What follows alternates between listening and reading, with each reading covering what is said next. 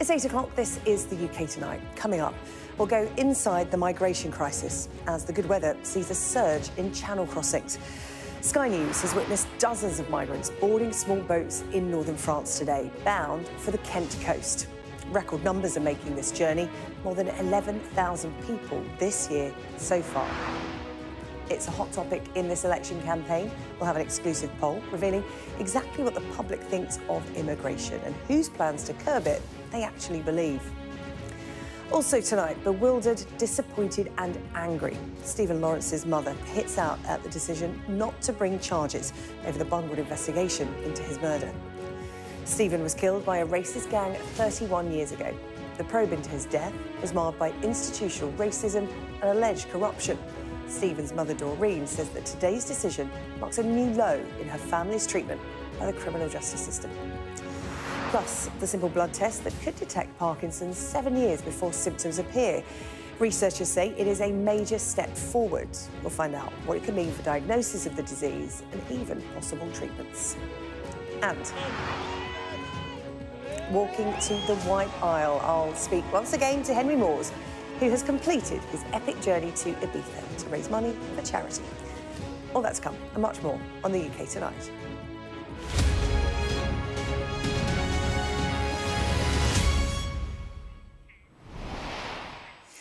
Well, we start this evening with the migration crisis. After Sky News witnessed dozens of migrants boarding small boats in northern France this morning to make the journey to the UK. The good weather has led to a surge in crossings, with people smugglers exploiting loopholes in French maritime law. The police there seemingly powerless to stop the boats. At a beach in Calais this morning, we saw the lengths that people will go to and the risks they will take to cross the channel. Our Europe correspondent Adam Parsons reports.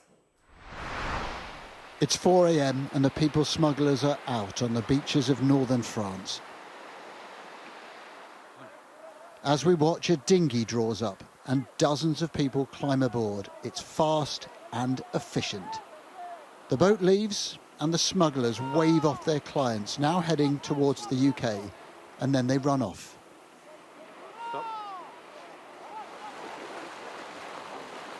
The sea is calm, and today business is booming.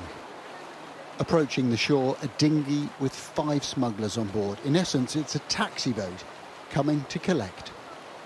A police boat makes waves to try to block the dinghy's route, but it gets past, and the smugglers beckon the crowds of hopeful migrants. There's a surge, a rush to get to the boat. Children and babies are carried. Life jackets thrown on. A woman drifts away. She's struggling to swim. She will eventually be pulled aboard the boat by the smugglers. And watching from the beach, a long line of police who monitor, but under French law, can't intervene. It's hard to think of a more brazen example of people smuggling across the channel.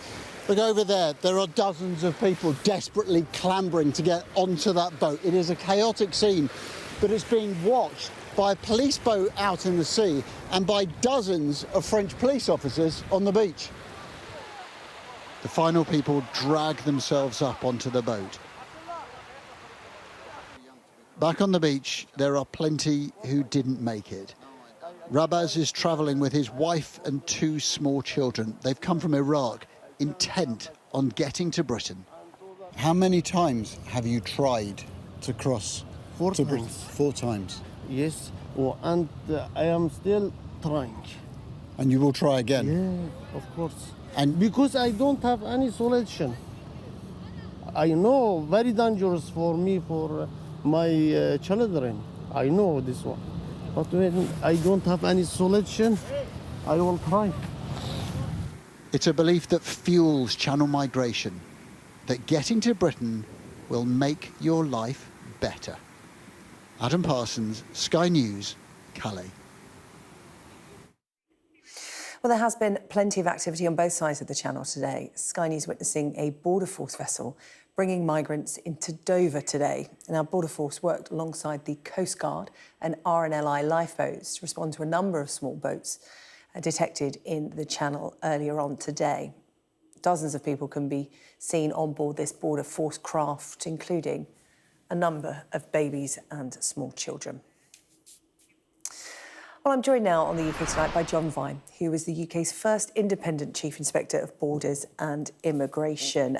John Vine, thank you so much for joining us on the programme tonight. We've just provided there a snapshot. That's a day in the life, if you like, of what is going on in the Channel at the moment. What did you make of what you saw? Well, I think it's shocking, and the pictures actually, I think, will upset a great many of your viewers, because you think of this being organised crime, maybe operating surreptitiously, but you, Sky News, have been able to see a very blatant operation in broad daylight. We've witnessed the fact that the French police are standing watching this happen. And one wonders then where all the cooperation is between the British and the French authorities in order to prevent organised crime from, conducting this sort of operation. It seems to me as though we're standing by and allowing this to happen, but in effect, we should be intervening, we should be arresting the people behind this sort of trade, and we should be stopping people from getting into those boats and crossing the Channel. Then why aren't we? Well, we should be, because there have been over the years millions of pounds put into joint operations between the police in the UK, led by the National Crime Agency, and the French authorities. We've been told that there should be a command centre in France coordinating this.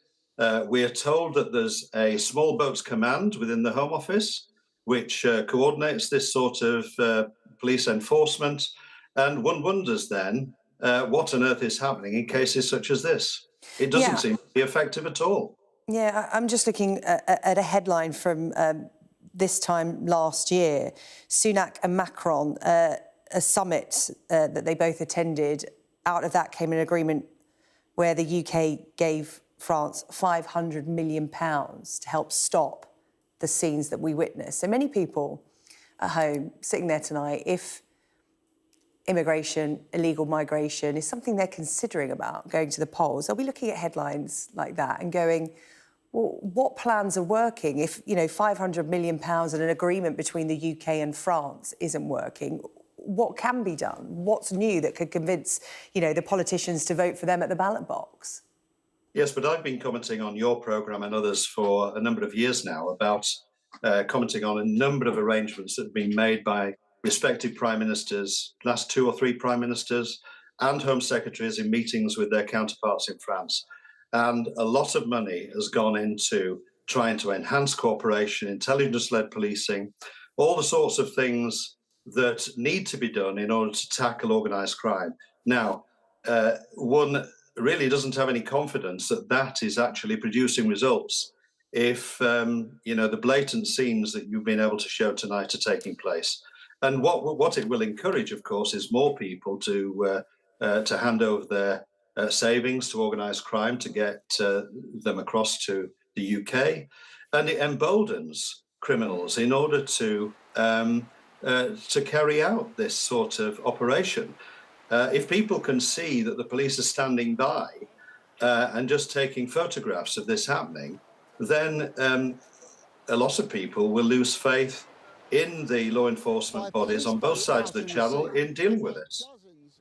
Yeah, I'm just looking at some images there of people clambering to board these small boats, little babies being wrestled into life jackets. These people are paying anywhere between £5,000 and £15,000 for a seat on these small boats, in the full knowledge that they might not make that crossing. But you made a point there of why they want to come to the UK, and we hear this word deterrent so much, don't we? Stop the boats is the phrase. There's talk about Rwanda being a deterrent. From what you've seen over the years and your, in-depth expertise in this area, is there a deterrent that will stop people making that journey? Because as Adam Parsons said there in his report, they see the UK as their ticket to a better life. Yes, and this isn't just something that affects the UK, it affects many countries overseas. There's a general there's a general wave of migration from the southern hemisphere from largely underdeveloped countries into the developed countries. You see it in the Mexican-US border, in the Mediterranean in relation to other European countries, and here. And so law enforcement alone, I think what we're seeing represented in your coverage tonight is that law enforcement alone can do a lot to tackle the organised crime behind this, but it won't be the answer in itself. Something has to be done to reduce the demand or to manage the demand, because at the end of the day, you know, one of the primary roles of government is to secure the border of the country that they govern. And what voters will see in the footage that you've shown tonight, they will be losing confidence in any government's strategy or plans or proposals to actually do this.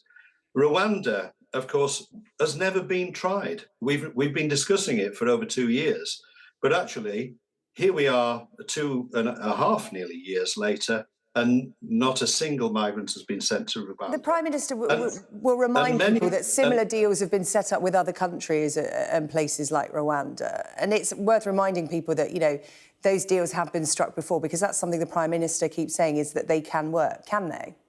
Well, these are bilateral arrangements between, for example, Britain and Albania, and that actually has had a great deal of positive impact in removing Albanians who have no right to remain in the UK. And there are similar arrangements like that. Most of them have been around, for example, Afghanistan, and of course an arrangement around Ukraine as well.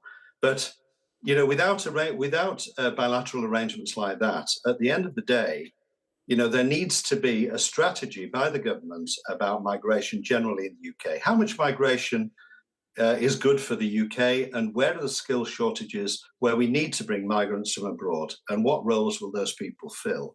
But at the same time, I think what people want to see is fairness in the system, and they also want to see the irregular and illegal crossing of migrants to be addressed.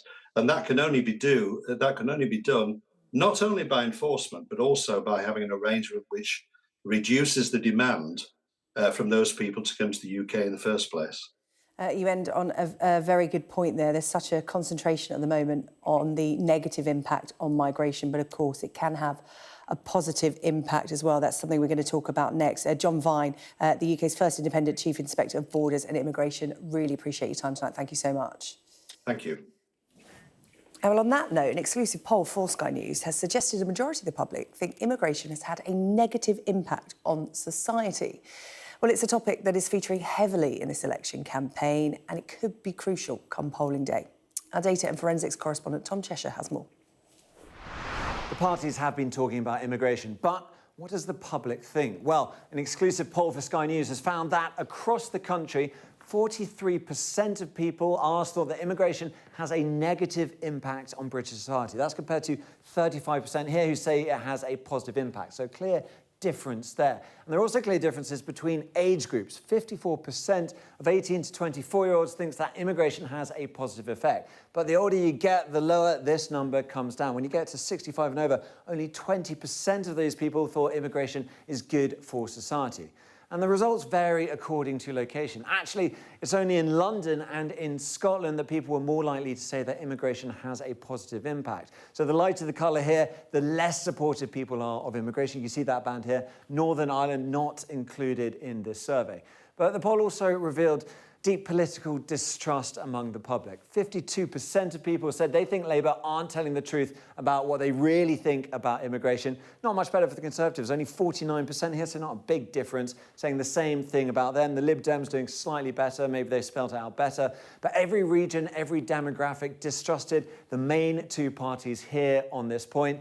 The exception here, Reform UK, the only party people think are telling the truth about their views on immigration. 60%, big number, agreed the party was saying what it genuinely thought. That doesn't mean they necessarily agree with the public, but they do think they're saying what they think. And the people don't really trust the main two parties to follow through on their promises. People thought that immigration would increase under both a Labour, that's what they're talking about here, and under the Conservative government, whatever it is, despite believing that the policies of the parties is to reduce it. And finally, respondents also thought that cutting immigration would have a negative impact on the NHS, on hospitality and on social care, but a positive impact here on housing and the housing crisis. So how do we take all that together? Well, the public understands that cutting immigration would hurt those very important sectors. So does it want politicians to be honest about that and cut immigration anyway? Or does it want to do the same things as the parties are doing, saying that immigration is too high, but to avoid damaging those sectors, keep it high while still complaining? Well, let's bring in our communities correspondent, Becky Johnson, who is with us in the studio now. And Becky, this is a topic you have been following closely for us here on Sky News. And we've spoken about it several times on the UK Tonight. You've been to Birmingham, Derby, speaking to people at the heart of this, those that you could say are the victims of it, and the general public as well. The attitude you heard there in that poll, is that reminiscent of what you've been hearing from people?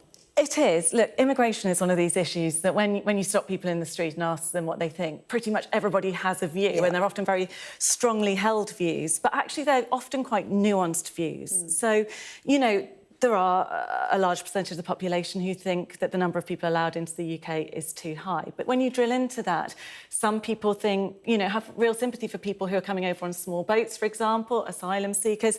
Some people think migration is too high, but yet they accept we need workers, you know, for the NHS. And we've been drilling down into statistics. Currently, 20%, 1/5 of the UK workforce is foreign-born. So, you know, that's a statistic that some people will say shows that migrants are desperately needed to keep Britain moving, to keep the economy going. But some people will look at that and say, well, these are people coming over and taking the jobs of British people. So actually, even the statistics, when people look at them, can be interpreted really to reinforce whichever view people hold. As I said, you've been to a number of places, Derby, Birmingham. You've been in Swindon for Sky News for a special report that's coming up at 9 o'clock. What did you find there?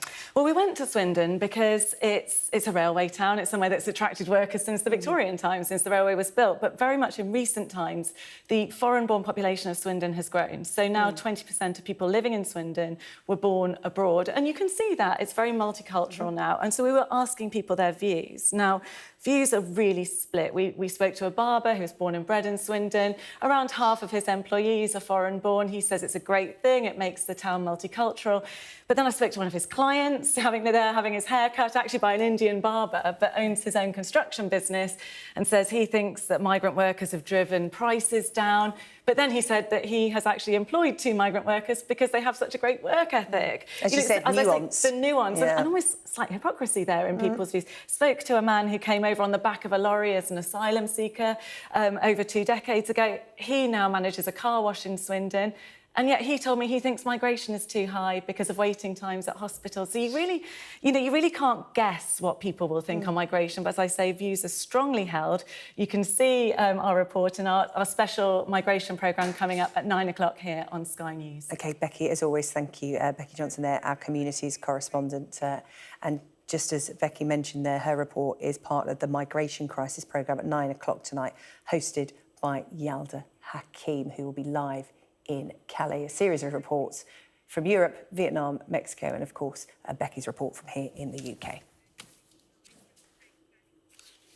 Well, let's get the latest from the election campaign now. A poll out tonight suggests the Conservatives are on course for their worst result ever.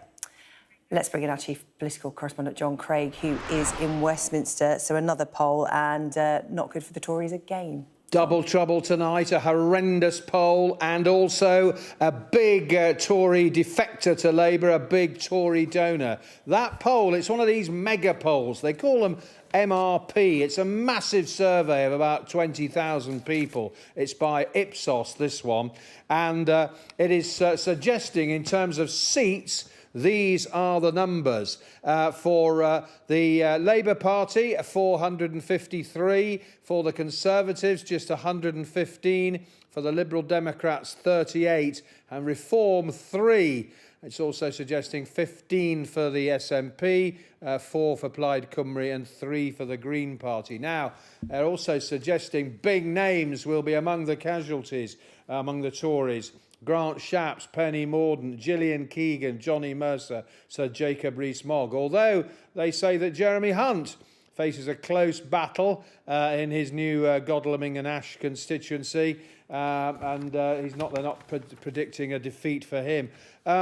This will be the worst Tory result since 1906, when they had 156 seats. Now, the less bad news from the Tories, from this poll, is that they do say that 117 seats are still too close to call, and small changes could change the final outcome. But it is dreadful news. There's actually another poll tonight by Savanta which has got Labour on 40%, Conservatives on 21%, a 19-point lead. The big poll has got Labour on 43, Tories on 25. To add to that, a major donor to the Conservative Party, that is John Caldwell. Now, he was the founder of Phones for You, and just before the last election in 2019, he gave the Tories £500,000. Well, he now says he's endorsing and voting for Sir Keir Starmer's Labour Party, and giving his reasons, he says he's been despairing about the performance of the Tories. And he donated last time to keep Mr Corbyn out of Downing Street, but now he says, talks about Tory failures, Rishi's mismanagement of the economy during COVID, Boris's lowering of ethical standards, Tory cronies benefiting from COVID PPE contracts, and then he says the Liz Truss debacle. Polls are only a snapshot, but there is a trend here, not looking good for the Conservatives. OK, John, thank you, John Craig, there live from Westminster. And let's just bring you some breaking news regarding the actor Sir Ian McKellen. He took a fall from the stage at the Noel Coward Theatre in London on Monday and was admitted to hospital. He's just released a statement on social media saying that he's looking forward to returning to work and is hugely indebted to NHS staff who treated him following that fall. He said, "I want to thank everyone for their kind messages and support. Since the accident during a performance of Player Kings last night, my injuries have been diagnosed and treated by a series of experts, specialists and nurses working for the National Health Service. To them, of course, I am hugely indebted. They have assured me that my recovery will be complete and speedy, and I'm looking forward to returning to work." So that is the actor, Sir Ian McKellen, posting a statement about his health on social media. Still to come here on the UK Tonight, the mother of Stephen Lawrence slams the decision not to bring charges against detectives who investigated her son's murder. We'll have the latest. Also ahead, the blood test breakthrough, which could predict Parkinson's disease 7 years before symptoms appear. And we'll catch up with the plasterer who walked all the way from Manchester to Ibiza to raise thousands for charity.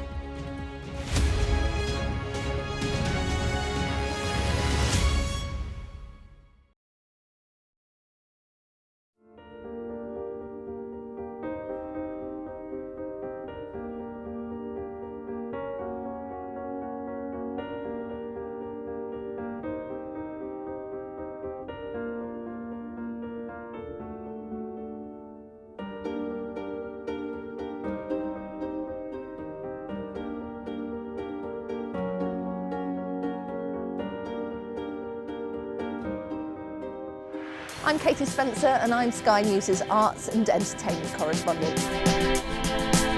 When you think of Glastonbury, it's mud you want and music. They're going to cross to us live in a minute. Okay. Thank you so much. Brad Pitt is now a prolific producer behind the scenes. It's not a mystery to me. We always were capable of doing this. Oh, they're wonderful children as an audience. Who did that? Maverick here on the red carpet. I'm so excited, Tom Cruise. This is the story of the night. It's the little independent film that could. We take you to the heart of the stories that shape our world. Nor have I ever struck any woman in my life. There's this illusion of power. Are you feeling well? I remember covering the Oscars and that now infamous moment, the Will Smith slap. Nobody could quite believe that it had happened.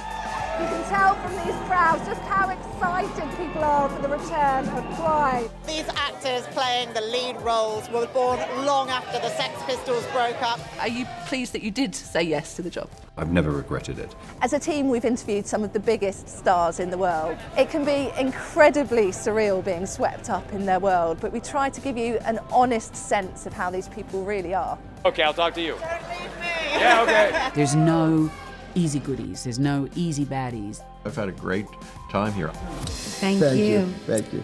Bye.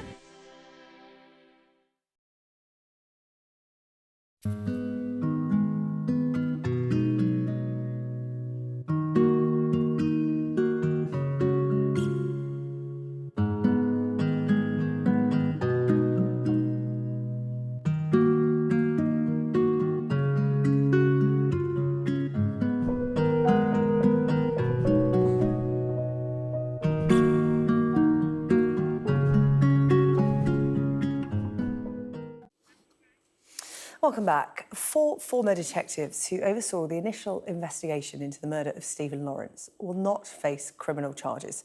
The Crown Prosecution Service reviewed an earlier decision following a request from Stephen's parents and friends, but stuck with its initial ruling. Well, let's get more on this now. Molly Malone joins me in the studio. And Molly, I think the pain and suffering of the family was summed up by Stephen's mother, Baroness Lawrence, who said this really is a new low. Yeah, that's right. Family. And she's seen so many loads. It's been 31 years since her son was murdered in a racist, unprovoked attack in southeast London as he was heading to get on a bus with his friend. And only 2 people of that gang had been convicted in 2012. They were convicted, but there had been pressure on the CPS, on prosecutors, to pursue 4 police Met detectives who led that initial phase of the investigation, deemed in a public inquiry in 1999 to be a failure. The initial investigation said there was a failure of leadership, the Met was institutionally racist. Now, in July last year, the CPS said that they wouldn't pursue that prosecution. They didn't think that the kind of evidential threshold was there. I should say prosecution for misconduct in a public office, the way that they led that investigation. But the family, Doreen, had challenged that decision, and also his friend who was with him on the night had challenged that decision under a scheme called the Victims' Right to Review. And today has come the decision of that review, saying actually that they've upheld the decision and that they're sticking to what they said in July last year, essentially. Now, the CPS said that this review into that initial decision was extensive. They said that there was an independent prosecutor not involved with the original decision that was re-examining the evidence, but clearly a massive disappointment yet again for Stephen Lawrence's family. I'm going to bring you a bit of Doreen's statement, some really strong words. The decision of the Crown Prosecution Service, she said, not to prosecute the senior officers who were involved in the investigation of my son's case is unjustifiable. She went on to say the decision today means, as things stand, that not a single officer will ever be held responsible in any way, shape or form for the obvious and unforgivable failings in Stephen's case. I am bewildered, she said, disappointed and angry at the decision. I'm sure the public will be too. It's worth saying as well, Dwayne Brooks, who was with him on that night, posted on X to say he has no idea whether the decision is credible, whether the initial decision was credible, and today's upheld that decision is credible because he hasn't seen the reports. OK, Molly, thank you. Molly Malone there with the latest on that story. Thank you. Still to come on the UK tonight, we'll tell you about the blood test breakthrough the scientists are hoping will be a game changer for diagnosing Parkinson's years before symptoms show.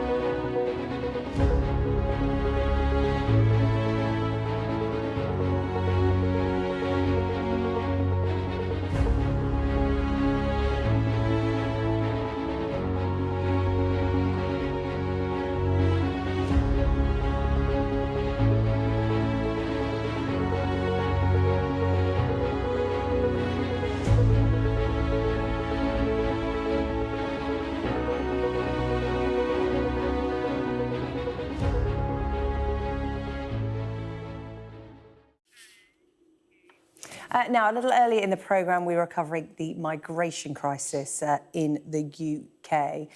Well, another country where immigration is a hot topic in an upcoming election is the United States.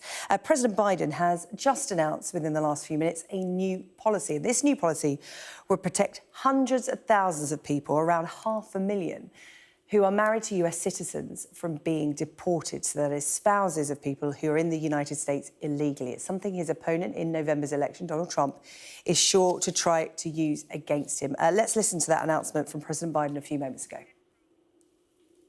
The second action I'm announcing today was about keeping families together. My dad used to have an expression. He said, Joey, family's about the beginning, middle, and the end. About keeping couples together who are married, where one spouse is a U.S. citizen, the other is undocumented. They've been living in the United States for at least 10 years.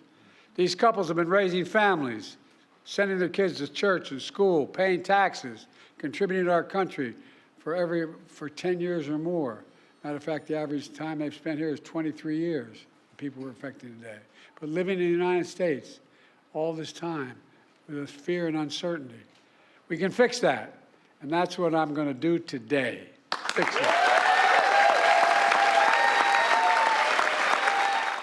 The latest from the United States, more coming up in the migration crisis special programme at 9 o'clock. It follows us here on the UK Tonight. Yalda Hakeem hosting. Right, let us talk about what could be a game changer for Parkinson's disease. Researchers saying a simple blood test could predict the disease 7 years before any symptoms appear.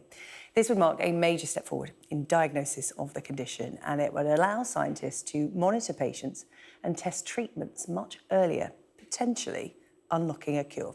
Our science and technology editor, Tom Clark, has this report. Well done, guys! Been diagnosed for over 9 years, and fortunately for me it's been relatively slow, but I'm convinced that having a positive attitude and exercise combined makes a big difference. Since his Parkinson's diagnosis, Gary Shaughnessy has completed 50 marathons. Extreme as exercise regimes go, but it's helped him manage the tremor, muscle weakness and balance problems caused by the condition. I hate having this condition. I don't want other people to have this condition or have to put up with it for, in the same numbers that we've got today. A cure remains elusive, but there's now hope a test may be able to predict who will get Parkinson's years before symptoms emerge. And that could be a big step towards treatments for the progressive neurodegenerative disease. There are loads of trials for Parkinson's disease, ASO therapies, immunotherapies, which are underway. But we're looking at patients who do have the disease. So in a way, you're shutting the stable door after the horse is bolted. Really what you want to do is have those patients earlier on, before they have the symptoms, enrolled in the trials, to see if you can delay the onset of Parkinson's disease. Even using state-of-the-art equipment that can profile disease-linked proteins in the blood, the signature of Parkinson's is so complex, it took artificial intelligence to find it. It analysed thousands of proteins from the blood of hundreds of thousands of people with and without Parkinson's disease. And the AI was able to do what a human scientist couldn't, and identify a specific pattern in those protein profiles in the blood samples. Alone, those proteins could point towards new targets for Parkinson's treatments, but as a predictive test, could help recruit patients into drug trials before Parkinson's begins to cause damage to the brain. There is an ethical question about testing for a condition for which there's currently no cure, but as far as Gary Shaughnessy's concerned, it would be worth it. If we can make progress on a cure, on treatments, then it may be too late, it may be too far down the line from my perspective, but if we can do something for other people, that would be brilliant. This is the final lap. There's a way to go before a validated test, let alone new treatments, result from this. In the meantime, Gary will continue his race against Parkinson's. Tom Clark, Sky News. And I'm joined now in the studio by Emma Lawton. She is living with Parkinson's and was diagnosed with the disease at the age of 29. We're also joined by the Associate Director of Research at Parkinson's UK, Claire Bale, who's joining us remotely. Good to see you, ladies. Thank you so much for joining us to talk about this. This is really encouraging. Claire, tell us a bit more about it, because on the surface of this is some extremely positive news. Yeah, definitely. We don't have any way to actually diagnose Parkinson's at the moment, that apart from through an examination by a specialist. We don't have any biological tests that can tell us whether someone has Parkinson's or not, and we cannot predict who will get Parkinson's in the future. So this test could be the key to unlocking that. So that's a really big breakthrough. Yeah, Emma, as I said, finally, some positive news, because Parkinson's is the fastest growing neurological condition in the world, and there is no cure. 1 in 37 people alive today in the UK will be diagnosed with Parkinson's in their lifetime. That just gives us an idea of the scale of this. Yeah. It's crazy. It feels like it's mushrooming, and I don't know if that's because people are getting diagnosed now or whether it's always been this way, but it's such an incredible news. We're due something. We need something. Yes, yeah. And as Claire said, the difficulty in diagnosis, hopefully this simple blood test will put an end to that. Can you talk me through what it was like when you were diagnosed? Sure, yeah. I mean, I wasn't expecting Parkinson's, that's for sure. I wasn't an older man, firstly. I was a 29-year-old girl, and it was a big surprise. I was actually working on the Parkinson's UK website at my workplace at that point in time as a designer, so there was an element of knowing what Parkinson's was like, but I never thought I'd have it. And I just kind of got sent to a general neurologist, had some brain scans and was told it was Parkinson's, but it was obviously a huge shock. I was not expecting it. And what was the journey after that in terms of, there is no cure? What is the treatment? How do you manage symptoms? Because with Parkinson's, that's a lot of the language. It's about managing it, living with it. Kind of sort of finding your toolkit. So it's finding maybe things that are good, that are exercises, or things that are good that kind of relax you, people that are good to have around you, and then the medication is an extra thing. And the medication is very hit or miss. It's a case of you get tried on something and then if that works, it's great. But a lot of the problems I have are the side effects of the medication. They're actually what make my day difficult. Is a thing called dystonia, which is muscle spasms caused by medication, which is stupid, really. Well, like you're saying, everybody has a different toolkit because Parkinson's affects people in different ways. Like we just saw that gentleman there running, and you sort of rolled your eyes. But that's not for me. Not the running. Don't do running. And Claire, that's something really important to remember, isn't it, with Parkinson's? That it is about this toolkit and this blood test. How much will it help people in terms of individual treatment? Because, as Emma was just saying there, her toolkit is completely different to other people's. Yeah, so one of the things we think might happen with tests like this one is it might help us distinguish between different kinds of Parkinson's and therefore help us choose the right treatments for the right people. At the moment, all people with Parkinson's are in the situation Emma's in, where it is a bit of trial and error. Different treatments are tried, and we try and find the right one for the right person. But we get it wrong as well as getting it right. And if we could be much more targeted with those therapies, we could potentially help people much quicker and give the right people the right things. Yeah. And Emma, presumably it's still an evolving process for you in terms of living with Parkinson's. It will change, it will develop in different unknown ways. Exactly. Yeah, I woke up one day with a chin tremor and thought, I hope this isn't going to stay because this is really annoying. And you kind of worry. And a lot of things get overshadowed as well. So if you get some other illness, it gets kind of diagnostically overshadowed by whatever. Everyone thinks, oh, that's a Parkinson's thing or something. So my neck was actually down for 5 years. I had my neck on my chest and everyone thought it was Parkinson's related, but it wasn't. So that got kind of left and sort of left behind a bit, which was good. And went untreated for a while, presumably. Yeah.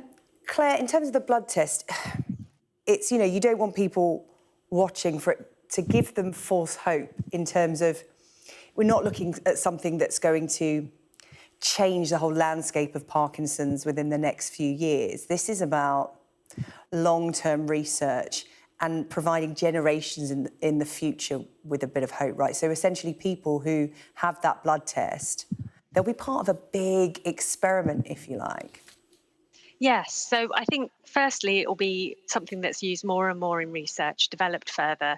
Can it, we can see that it can identify Parkinson's compared to people without. Can it also distinguish between Parkinson's and similar conditions? Can it do what we were saying earlier and identify different types of Parkinson's? How early can it spot Parkinson's before the disease really emerges? And can we start to roll it out and incorporate it into clinical trials to include people in the very early stages perhaps before the Parkinson symptoms appear, when we have the maximum opportunity to test drugs that could slow or stop the condition and accelerate their development. So there's lots of avenues in which this could be used, but it's not going to be appearing in GP surgeries in the next year or so. It's going to take a little bit of time. Emma, what would your, you know, I'm hesitant to use the word advice because, you know, as you said, everyone's so different.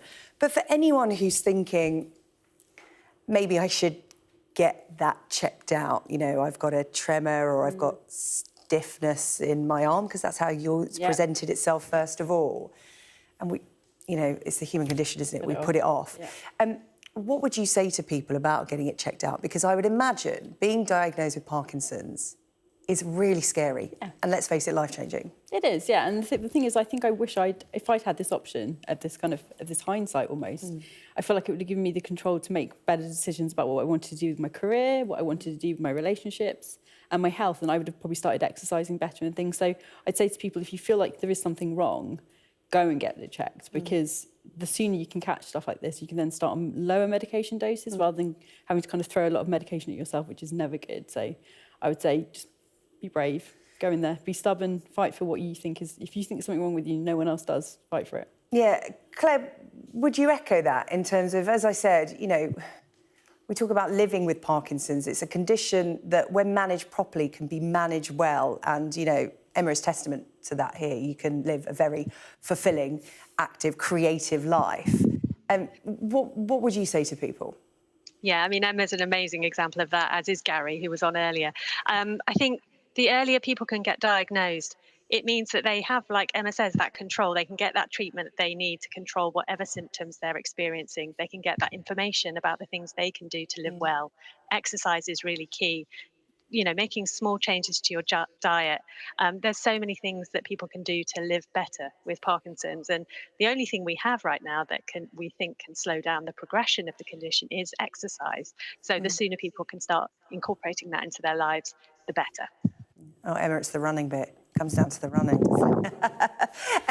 But also, we should just talk about those who are affected by Parkinson's, not living with it. And I'm talking about relatives, friends, carers.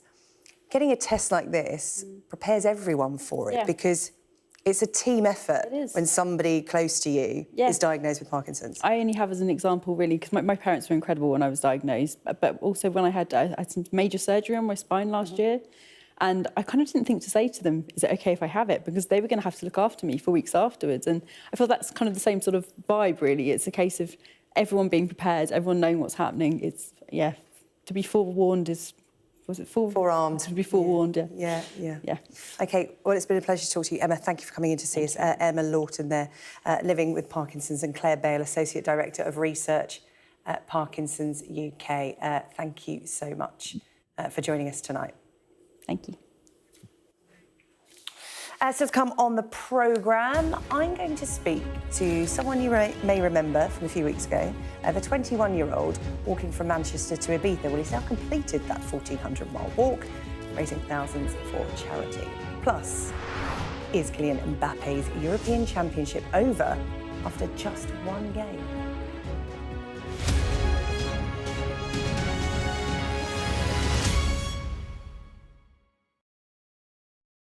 Beavers make very, very complicated habitats for water voles. So we've lost most of our wetlands in the UK over the last 150 years or so. So beavers burrowing, beavers dam making, beavers building, directing streams, making more braided water outlets, make these very, very messy, complicated wetlands. And they create lots of edges in those wetlands, which are perfect for water voles. Water voles are burrowing animals. They live next to watercourses. The problem we've had in the UK is that we've tend to have straightened our rivers, we've canalised them. For water voles predators, in particular the North American mink, that makes it very, very easy to basically just rattle through a watercourse and take out the water voles. I think in the 1960s we had about 8 million water voles. We're now down into the 100,000s. They're our most threatened mammal. Their numbers are dropping more than any other. So it doesn't matter whether that's England or Scotland, water voles are in trouble. of all the species that we've reinforced or reintroduced, maybe water voles are the easiest. They used to be common throughout the UK, from lowlands right up into the higher mountain areas, which this is one of their strongholds now. So they're mini gardeners, if you like. So beavers will produce the habitat for them to live in. Water voles will then enhance that habitat. So they're chopping away at things like sedges and grasses on bank sides. That will clear small areas. That will encourage more wildflowers. Their burrows become homes for other small creatures. And that burrowing as well helps to stir up the soil, brings nutrients to the surface. That encourages more plant and more diverse plant life. I think beavers are fundamental to sort of, if you like, soft flood management. And the schemes that are operating now all over the country are looking at both their ability to prevent flooding by holding up water, and more recently, especially you down there in the southeast, in holding up water to prevent drought. So beavers create habitat in the high headwaters of a stream, and you end up with a sump. It's a reservoir. They're replenishing groundwater supplies. So in a long dry period, that acts as a slow release. So that's another huge advantage of having beavers there. Hello, welcome back. On the way, I'll catch up with the plasterer who raised thousands of pounds for charity, walking all the way to Ibiza from Manchester. But here, with just a little walk from across the road here at Sky Studios. Not quite as far. Not quite that Not quite far. as warm as Ibiza yet, but yeah. Not even half a mile. Well, Teddy's here with the sport, regardless of how far you've walked. And we're talking about how far Scotland and England are going to go at the Euros. The first round of matches coming to an end tonight. Teddy, Scotland's tournament will be as good as over tomorrow, actually, if they don't beat Switzerland. Yeah, it wasn't a great night, was it, on Friday? Scotland began against Germany, 2-0 down inside 20 minutes, 3-0 down at half-time, down to 10 men after Ryan Porter was sent off, lost 5-1 overall. Steve Clarke speaking ahead of Switzerland tomorrow. Now, in theory, because they could get 3 points against Hungary, you think that maybe they'll get through because there are 4 third-place finishers who will go through with the top 2 of the group. But the goal difference after that 5-1 loss is going to count against Scotland in that regard.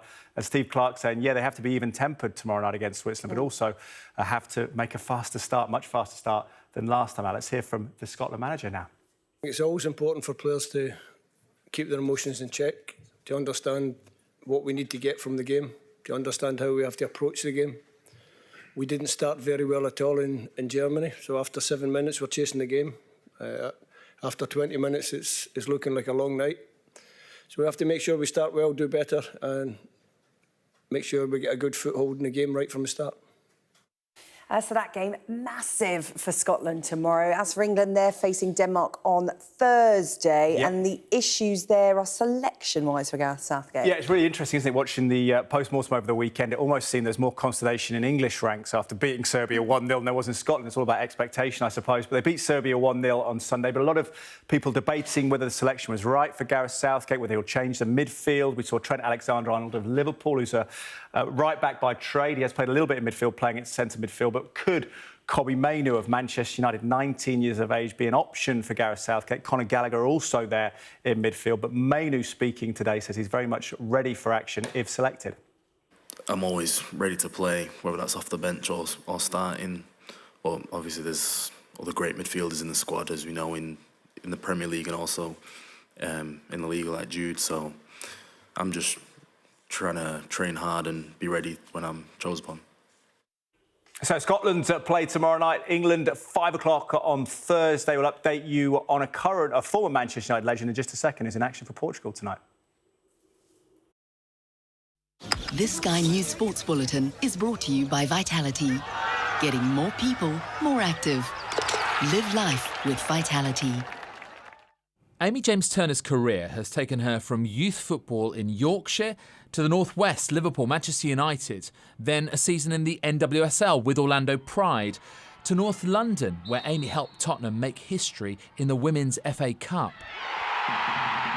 reaching the final of the competition for the very first time. Not content with having impact on the pitch, Amy's also doing so off it, representing and driving the voice of women's football on climate.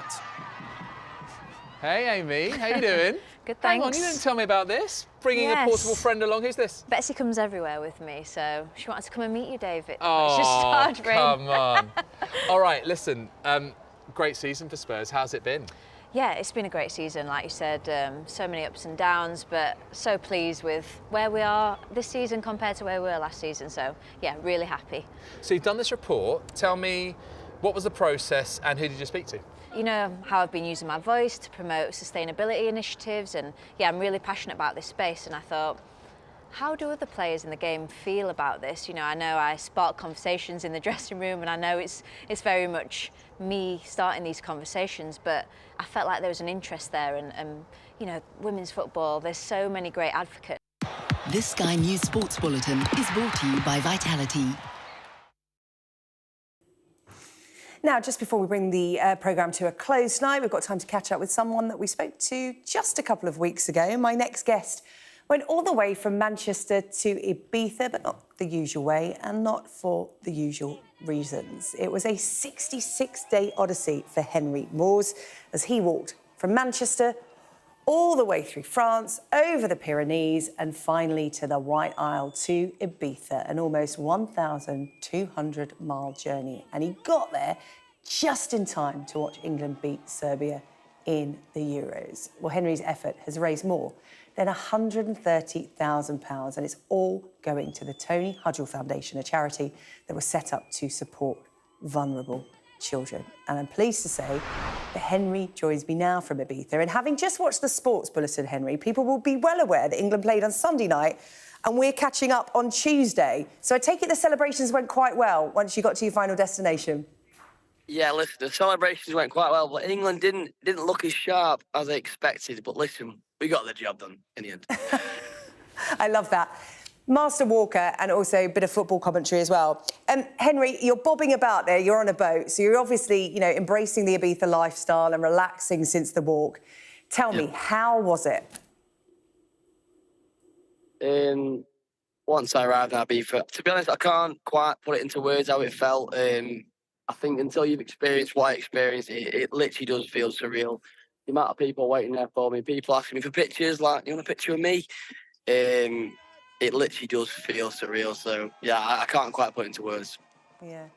A real physical toll for you and an emotional one as well. You know, you're greeted by lots of hugs and you were also greeted by Tony Hudgell as well. You were raising money for his foundation and Sky News viewers will know Tony.